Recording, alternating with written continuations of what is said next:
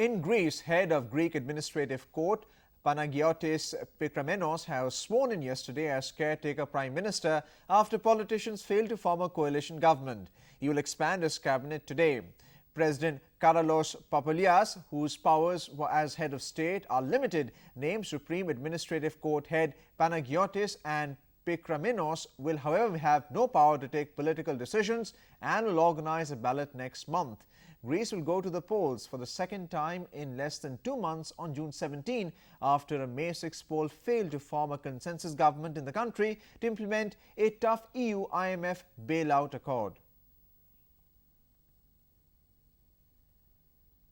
French President Francois Hollande has named a new cabinet of moderate socialists to pursue his mission of growth-led path to tackle the debt crisis.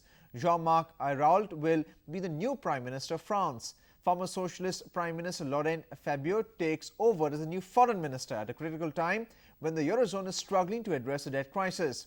Hollande has named his election campaign chief Pierre as a Finance Minister.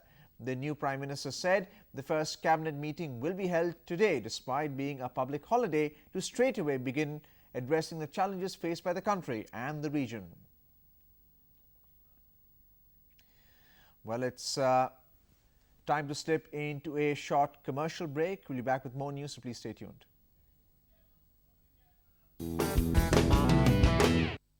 अरे हाँ कर रहा हूँ। अरे Prajapati Sunday कब है?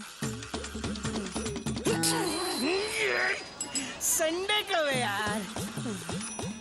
क्या हुआ? संडे टेंशन थकान उतारने के लिए संडे का इंतजार क्यों? 9 दुर्लभ जड़ी बूटियों वाले नवरत्न तेल की मालिश से रोज की थकान रोज उतारिए। आज संडे है ना? नवरत्न लगाओ, सीटी बजाओ।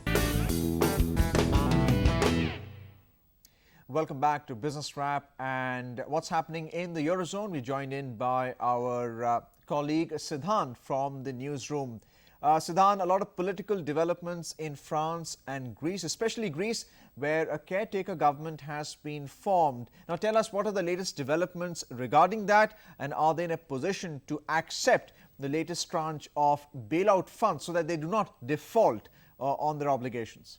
Well, the new political setup, the interim government does not have any political power, so it cannot negotiate on the behalf of Greece with the EU. So it's just an interim government. Now, a major development is the second largest party in the election which took place on 6th May, Syria's party, its leader Alexis Tsipras has said that Germany is playing poker with entire Eurozone.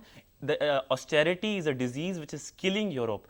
The second big development is France's new finance minister, which has just taken place, the cabinet has been appointed, has said that it will renegotiate the fiscal pact, it will call for growth, and it will not ratify the pact as long as Germany does not put the growth point in the whole pact.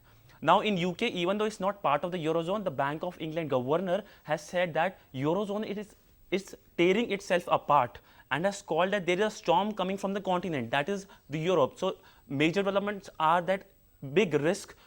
Political leaders are openly talking about the fact that Greece might have to leave Eurozone. Christine Lagarde, the leader of IMF, has said that it will be an expensive and a risky thing when Greece leaves the Eurozone.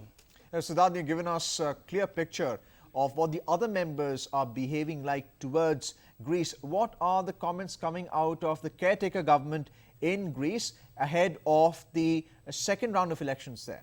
Well, caretaker government cannot comment directly on the whole issue, but it has to just take into care that the fact that elections take place on the 17th of June, that is next month, and the chances are Syria's party, which is openly anti-austerity party, might just call up the whole bailout package. It wants to renegotiate the package and wants to cut out on austerity so that the Greece populace does not suffer.